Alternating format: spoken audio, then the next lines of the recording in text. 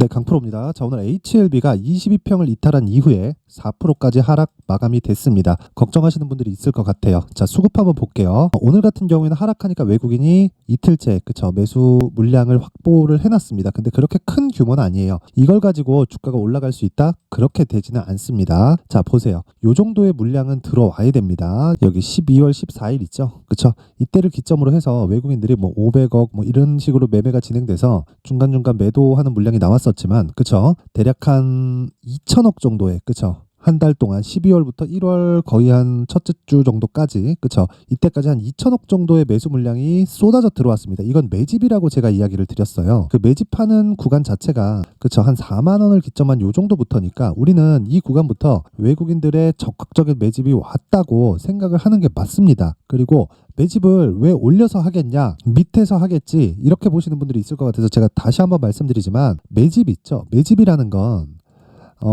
내가 물량을 모으는 행위를 매집이라고 하죠. 그런데 기간에 대한 부분을 생각을 해야 돼요. 그리고 매집하는 과정에서 주가가 빠지잖아요. 그럼 추가적으로 단순 물타기가 아니라는 겁니다. 그리고 예전처럼 주식시장이 단순하게 움직이지 않습니다. 미증시와의 관계 이런 이야기를 드리는 게 아니라, 예전에는요 정말 중형주 또는 소형주 이런 종목들이 지금 HLB 시가총액처럼 5조 7천억씩 이렇게 되지 않았습니다. 옛날에요 진짜 삼성전자가 20조 15조 많이 갈 때는 30조 이렇게 갔었고, 나머지 종목들은 1,000억 2,000억 좀 된다 싶으면 5,000억. 2015년 그쵸, 아직 10년도 안 됐습니다. 그때 한미약품이 시가총액이 4,000억 5,000억, 그쵸, 그거보다 더 한 1년 2년 정도 더 뒤로 가면 한미약품의 시가총액이 정말, 그쵸, 2천억 3천억 이랬었다고요. 그래서 세력들이 들어와서 충분히, 그쵸, 주가를 좌지우지하고 장기간 매집할 수 있는 상황이 벌어졌던 겁니다. 근데 지금 보세요. HLB 보세요. 움직임 보세요. 이거 급등주잖아요. 근데 시가총액이 이렇다니까요. 그쵸. 그리고 들어오는 여기 보고 외국인이 여기 검은 머리 외국인이다 이렇게 얘기를 하는데 상관없어요. 돈이 들어왔다는 게 중요한 거고, 돈이 들어오잖아요. 그러면 여기 들어온 자금들이 헤지펀드 자금 또는 펀드 자금, 그쵸, 집단의 자금이라는 겁니다. 그리고 명확한 목적성을 가지고 있어요. 그건 돈을 버는 겁니다. 돈을 버는 것, 그쵸.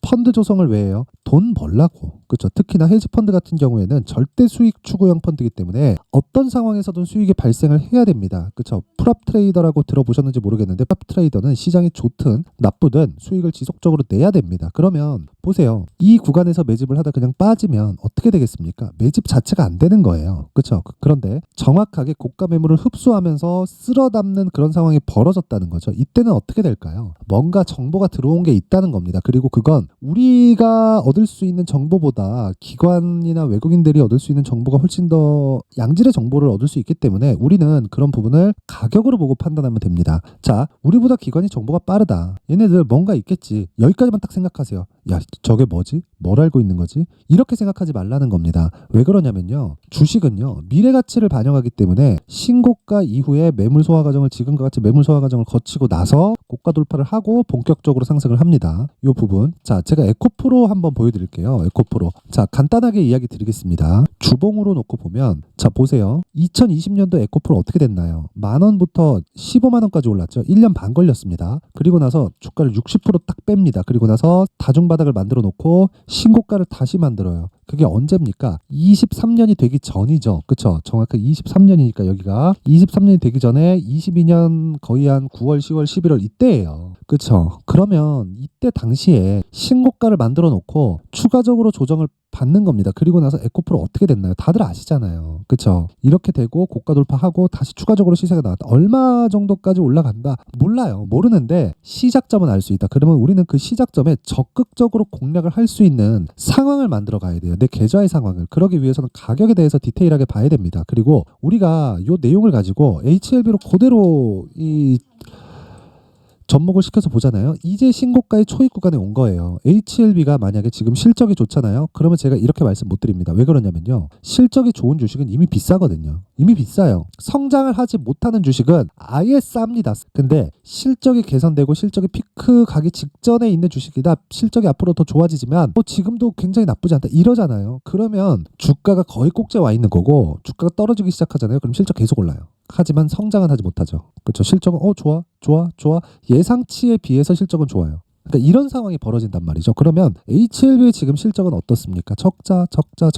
뭐가 발생해요? 기대감. 어떤 기대감? 흑자 전환. 그렇죠. 이게 답니다. 그래서 우리는 HLB를 지금 어떻게 봐야 돼요? 조정을 줄 때 정말 너무 깊은 조정을 더 기다리지 마세요. 이미 깊은 조정을 받았습니다. 그리고 시장에 대한 영향이 있다. 그래서 중요한 건 시장에 대한 부분을 토대로, 즉 환율이 어느 정도까지 올라갈 수 있을까, 이 내용을 토대로 HLB의 가격을 잡고 제약주에 대한 그 포트폴리오를 구성해 가자. 개인적으로 셀트리온 제약과 함께 구성하면 굉장히 좋습니다. 지금은 무엇보다도 제약주는요, 올해 수혜를 받을 수밖에 없습니다. 금리 인하가 예정되어 있고 한국 시장에 있는 성장주들은 뭐 반도체도 있고 2차 전지도 있고 있지만 23년도에는 반도체 2차 전지가 강했기 때문에 그런 부분보다 더욱더 시세의 폭을 키울 수 있는 게 제약주입니다. 그렇죠? 그래서 지금 제약주를 볼 때는 우리는 철저하게 가격 전략을 세우자. 그렇죠? 그리고 나서 우리는 철저하게 뭘 해야 된다는 겁니까? 보유 기간을 맞춰 가자는 겁니다. 그래서 가격에 대해서 제가 이야기를 드리기 전에 연초기 때문에 제가 안내 말씀을 하나 드리고 가겠습니다. 옆에 보이시는 이 화면은 무료 소통방입니다. 강프로의 무료 소통방이고 제가 1월 달에 2,000분까지 입장 인원을 늘릴 텐데 한 300분 정도 남았습니다. 자, 그리고 제가 특징점 두 가지가 있어요.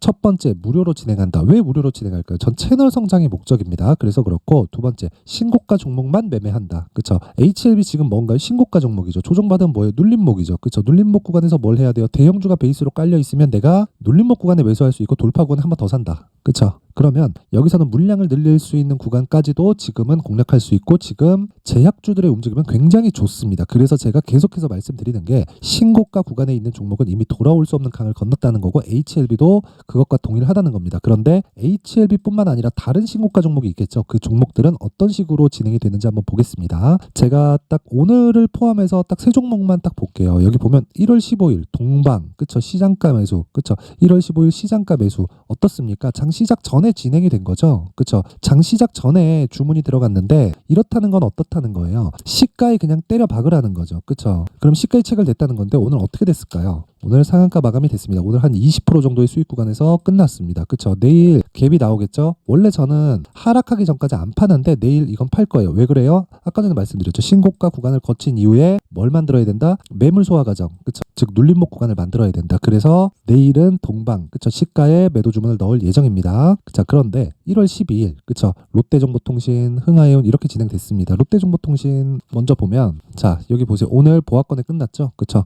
정확하게 1월 12일, 그쵸? 시가 공략 39,500원. 어떻게 됐습니까? 그쵸? 하루에 5% 정도 수익. 오늘 안 빠졌죠? 이 고가에서 원래 요날 공략해야, 이 10일인데 10일날 공략해야 되는데 제가 다른 종목 한다고 못했어요. 그래가지고 하루 더 확인하고, 그쵸? 추가적으로 상승 나올 때 공략을 했고 5% 수익 구간에서 오늘도 마감이 됐다. 그쵸? 스윙급으로 진행하고 최대 2주 정도의 보유 기간을 가지고 기 때문에 내가 충분히 보유할 수 있는 환경이 된다. 그리고 그 밑에 흥하해운, 자 보세요. 오늘도 14% 강세. 그렇죠? 근데 금요일 날 공략했죠. 12일 금요일. 그렇죠? 하루에 한 10% 정도 수익 구간에서 마감이 됐고 오늘 15% 정도 추가적으로 올랐기 때문에 이틀 동안 보유했을 때 25% 정도의 수익 구간에서 마감이 됐다. 그렇죠? 당연히 뭐다? 신고가다.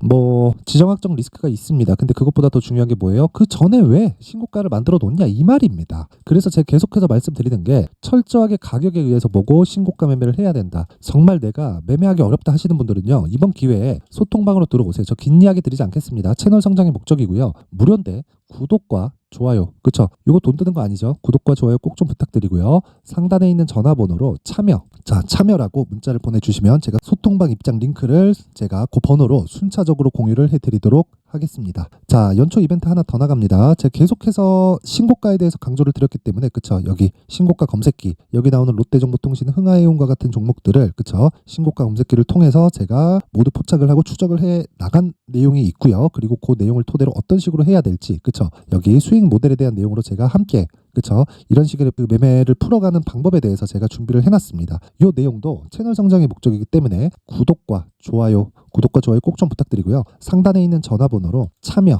참여라고 문자를 보내주시면 제가 그 번호로요, 소통방 입장 링크와 함께 신고가 검색기 그리고 수익 모델에 대한 내용까지 함께 공유를 해드리도록 하겠습니다. 자, 그리고 다시 말씀드리지만 신고가 외적인 다른 부분으로 인해서 내가 나만의 수익 모델을 절대 만들 수 없습니다. 진짜 절대 만들 수 없어요. 그래서 반드시 이해를 하시기를 바랍니다. 자, 그리고 다시 HLB로 돌아와서 보겠습니다. HLB로 돌아와서 보면요, 4% 정도 하락 마감이 됐습니다. 지금 종가 기준에서. 근데 제가 뭐라 그랬죠? 눌림목 구간이 진행되고 있다 그랬죠. 그리고 전체적으로 제약주들이 다 하락하고 있고, 그런 과정에서 2차 전지까지 약세를 보이고 있기 때문에 코스닥의 움직임이 상당히 안 좋습니다. 그런데 2차 전지는 구조적인 성장세를 보이고 있고, 그리고 고가 대비해서 60% 70%씩 빠진 종목이 수두룩합니다. 그렇기 때문에 그런 부분은 너무 그렇게 걱정을 가지지 않으셔도 돼요. 시장은 충분히 하락했고, 무엇보다 환율이 같이 동반해서 올라가고 있기 때문에, 환율이 동반해서 올라간다는 건 전체적인 시장의 가격 부담이 빠지고 있는 겁니다. 물론 확인을 하고 매수를 해야 되기 때문에 기다려야 되지만, 그 기다리는 과정에서 내가 가격적인 부분을 철저하게 체크를 하자.